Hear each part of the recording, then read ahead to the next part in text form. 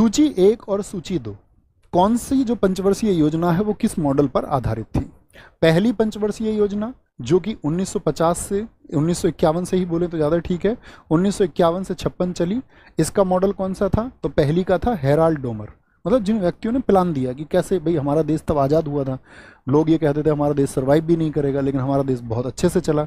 दूसरा जो चला 1951 से 56 तक आपका दूसरा 5 ईयर प्लान था, और दूसरा किस पर था? आपका महालनोबिस, जिनको भारतीय सांख्यिकी का जनक भी कहते हैं। तीसरी पंचवर्षीय योजना चली 1956 से 61, ठीक है, और तीसरा किस पर था? आपका दोस्त एस चक्रवर्ती मॉडल पर। और जो चौथी चली 1961 से 66 वो आपका किस पर आधारित थी? आपका अशोकारुद्र मॉडल पर आधारित थी। तो क्या बनेगा आपका? 2 4 1 3, 2 4 1 3 एकदम से ठीक हो जाएगा, ठीक है, ये आपको पता होना चाहिए। सबसे इंपॉर्टेंट बनता है ये काल। अब इसको देखिए एक बार, मुझे बताइए कितनी पंचवर्षीय योजनाएं कुल हमारे देश में सक्सीड कर पाई, कितनी पंचवर्षीय योजनाएं हमारे देश में टोटल हुई? तो अभी मैंने बताया पहली हेराल्ड डोमर पर कौन सी? 1950 से 1951 ही बोले, 1951 से 56। 1956 से लेकर के आपका 61 तक ये क्या थी? ये सेकंड थी, ये पहला 5 ईयर प्लान था, ये सेकंड 5 ईयर प्लान था। फिर 1900 आपका 61 से लेकर के 66 तक, और 66 के बाद में यहाँ पर गैप रहा है, ठीक है, 1966 के बाद में गैप रहा, 1969 से 1974 आई। फिर ये गैप याद रखना, यहाँ पूछे जाते हैं, इससे क्वेश्चन बनेगा। 1974 से 78 रहा, फिर जनता पार्टी की सरकार आ गई, यहाँ पर उसको बंद कर दिया गया, 2 साल तक यहाँ गैप रहा, 1980, ये याद रखें। फिर 1980 से 85, और 1985 से आपका 90, और फिर यहाँ पर एक गैप है, और फिर कोई गैप नहीं है। तो आप अगर गैप याद रख लेंगे तो बाकी ईयर याद रहेंगे कि गैप कहाँ कहाँ पर है। तो फिर आपका आता है 1900 कहाँ से? 92 से 97, ठीक है। फिर 1997 से लेकर के सन 2002, और 2002 से वाले आपका कब तक चली?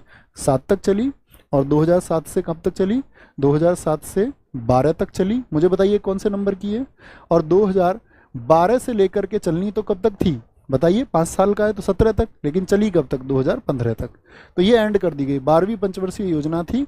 और 2015 में जो प्लानिंग कमीशन था, जो योजना आयोग था, प्लानिंग कमीशन जिसको हम बोलते हैं, क्या बोलते हैं? प्लानिंग कमीशन, योजना आयोग, जो 1950 में स्थापित हुआ। योजना आयोग को क्या कर दिया गया दोस्त बताइए? योजना आयोग को भैया खत्म करके एक नया आयोग आ गया 2015 जनवरी में, जिसको हम नीति आयोग के नाम से जानते हैं। किस नाम से? नीति आयोग के नाम से जानते हैं, नीति आयोग। और नीति आयोग का मतलब क्या था? नेशनल इंस्टीट्यूट, इसका फुल फॉर्म बहुत इंपॉर्टेंट है, national institute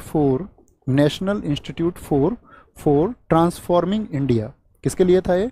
national institute for transforming India था, ठीक है। अब यहाँ से क्वेश्चन बनेगा आपसे कि नीति आयोग का पहला अध्यक्ष कौन था? बताइए जरा, नीति आयोग का जो पहला अध्यक्ष था वो कौन था? बताएंगे एक बार, सारे दोस्तों का उत्तर आना चाहिए।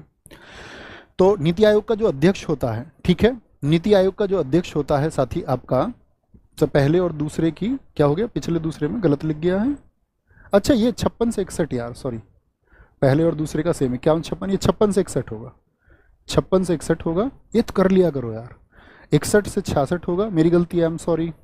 66 से 1966 के बाद में यहाँ पर गैप था, 66 के बाद में ये 1969 से 74 होगा, ठीक है, ये मैंने लगातार लिख दिए।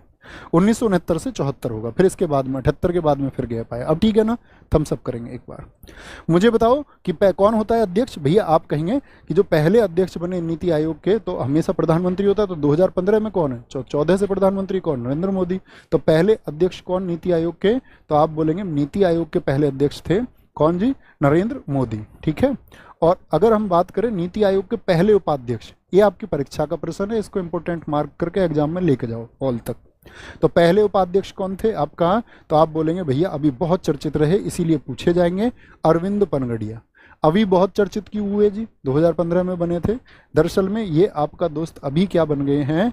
ये आपका जो 16वां फाइनेंस कमीशन बना, जो 16वां आपका वित्त आयोग बना, उसके अध्यक्ष होंगे। 16वें वित्त आयोग के कौन बन गए हैं? ये अध्यक्ष बन गए हैं। 16वें वित्त आयोग के कौन है? ये अध्यक्ष बन गए हैं। मुझे बताइए वर्तमान में कौन है इसके? वर्तमान में जो उपाध्यक्ष है वो कौन है नीति आयोग के? तो वर्तमान में जो साथी आपका कौन है? सुमन के बैरी हैं। क्या नाम है, सुमन के बैरी। ये वर्तमान में साथी आपका उपाध्यक्ष है। और वर्तमान में जो साथी आपका चीफ एग्जीक्यूटिव ऑफिसर है, मुख्य कार्याधिकारी हैं, वो कौन है, BVR सुब्रमण्यम है। कौन है, BVR सुब्रमण्यम, BVR सुब्रमण्यम है।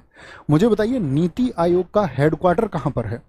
नीति आयोग जो है साथी आपका, जो स्थापित हुआ 2015 में, इसका हेडक्वार्टर कहाँ पर है, तो नीति आयोग का हेडक्वार्टर है आपका नई दिल्ली में। क्या बोलेंगे, नीति आयोग का हेडक्वार्टर है नई दिल्ली में। ठीक है, कोई दिक्कत कोई परेशानी, आगे आएंगे। दुर्गापुर, भिलाई और राउरकेला स्टील संयंत्र स्थापित किए गए थे। कौन सी जो साथी आपका 5 ईयर प्लान था जिसमें इनको बनाया गया था, तो पहली पंचवर्षीय योजना में, या दूसरी पंचवर्षीय योजना थी, या तीसरी पंचवर्षीय योजना थी, या फिर आपका चौथी पंचवर्षीय योजना थी। तो क्या बोलेंगे आपका भैया कौन सी पंचवर्षीय योजना में, तो आप बोलेंगे जो दूसरी पंचवर्षीय योजना थी आपका 1956 से 61, उसमें इसको बनाया गया। दुर्गापुर कहाँ पर स्थित है बताएंगे, पश्चिम बंगाल में, वेस्ट बंगाल में। भिलाई कहाँ पर स्थित है साथी आपका, छत्तीसगढ़ में है। कहाँ पर है, छत्तीसगढ़ में है। और राउरकेला कहाँ पर है, ये उड़ीसा में है, उड़ीसा में है। मुझे बताइए दुर्गापुर जो साथी बनाया गया वो किसकी मदद से बनाया गया, मतलब किस देश की हमने मदद ली थी इन स्टील प्लांट्स को बनाने के लिए। तो दुर्गापुर जो बनाया गया दोस्त वो आपका ब्रिटेन की मदद से बनाया गया, पश्चिम बंगाल में। भलाई छत्तीसगढ़, हमारी भलाई कौन करता है भैया, रूस करता है, तो ये रूस की हेल्प से बनाया गया। और राउरकेला उड़ीसा, ये जर्मनी की हेल्प से बनाया गया। तीनों के तीनों बने आपके सेकंड 5 ईयर प्लान में। ठीक है, और सेकंड 5 ईयर प्लान मैंने अभी आपको बताया था PC महालनोबिस। किस मॉडल पर, PC महालनोबिस ने ही ये विचार दिया था। यही व्यक्ति थे जिन्होंने कहा कि हमको अपना प्रोडक्शन बढ़ाना पड़ेगा। लेकिन बाद में एक प्लांट और बना था, बोकारो स्टील प्लांट। ये बताना ये किस पंचवर्षीय योजना में बना था और किस राज्य में स्थित है। बोकारो स्टील प्लांट किस राज्य में साथी स्थित है, तो बोकारो स्टील प्लांट ये आपका झारखंड में 1964 में स्थापित हुआ। झारखंड में 1964 में स्थापित हुआ था दोस्त, 1964 में। और ये हमने रूस की हेल्प से स्थापित किया। किसकी हेल्प से, रूस की हेल्प से। अब 1964 का मतलब कौन सा 5 ईयर प्लान था, सोच के बताइए। पहला 1951-56, दूसरा 56 से 61 और तीसरा 61 से 66। तो 1961 से 66 के बीच में आएगा, यानी थर्ड 5 ईयर प्लान में। कौन सी योजना में, तीसरे 5 ईयर प्लान में, तीसरी पंचवर्षीय योजना में इसको साथी स्थापित किया गया था। अनवरत योजना भारत में कब लागू की गई थी, जिसको हम साथी बोलते हैं क्या, अनवरत, बिगर रुके योजना ऐसे भी बोल देते हैं उसको। भारत में कब लागू हुई, 1966-67 में, 69-70 में, 78-79 में, या 89-90 में लागू की गई। तो क्या बोलेंगे भैया 78-79 में। मुझे आप बता सकते हैं कौन सी दो 5 ईयर प्लान के बीच में, तो पांचवी और जो छठा 5 ईयर प्लान था, पंचवर्षीय योजना थी, उनके बीच में इनको लागू किया गया। उनके बीच में अनवरत योजना को लागू किया गया। किस सरकार ने इसको लागू किया था अनवरत योजना को, तो जनता गवर्नमेंट आई थी, जनता सरकार ने इसको लागू किया।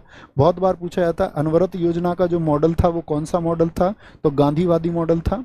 परीक्षाओं में बहुत बार पूछा गया है कौन सा मॉडल था, गांधीवादी मॉडल था। और इसका जो फादर कहा जाता है, who is the father of the contiguous जो आपका का स्कीम थी, तो फादर कौन थे इसके, वो थे रैगनर फ्रिश। कौन थे, रैगनर फ्रिश इसके कौन थे, आपका फादर थे। ये बात आपको याद रख लेनी है। और यही योजना है जो रोलिंग प्लान, रोलिंग प्लान किसने बनाया था, क्या बोलेंगे, रोलिंग प्लान पर आधारित थी। बता सकते हैं आप, रोलिंग प्लान बनाने वाले दुनिया में बहुत चर्चित व्यक्ति हैं ये। रोलिंग प्लान पर ये बेस्ड थी, रोलिंग प्लान पर ये आधारित थी। और इसको बनाया था किसने, गुन्नार मिडल ने बनाया था। क्या बोलेंगे, गुन्नार मिडल ने इसको बनाया था। वही गुन्नार मिडल जिनकी पुस्तक बहुत इंपॉर्टेंट है, एशियन ड्रामा। क्या बोलेंगे, एशियन ड्रामा बुक। क्या बोलेंगे, एशियन ड्रामा बुक को जिन्होंने लिखा है। ठीक है, ये आपको पता होना चाहिए। अच्छा, रैगनर फ्रिश का नाम आप जानते हैं, कभी सुना है किसी ने, तो यही वो व्यक्ति हैं जिनको 1969 में नोबेल मिला था इकोनॉमिक्स के लिए। और नोबेल पाने वाले इकोनॉमिक्स में ये पहले व्यक्ति थे। क्या बोलेंगे, नोबेल पाने वाले ये फर्स्ट पर्सन थे, पहले व्यक्ति थे। क्या बोलेंगे, ये पहले व्यक्ति थे। ये बात याद रखेंगे जी भैया, याद रखेंगे।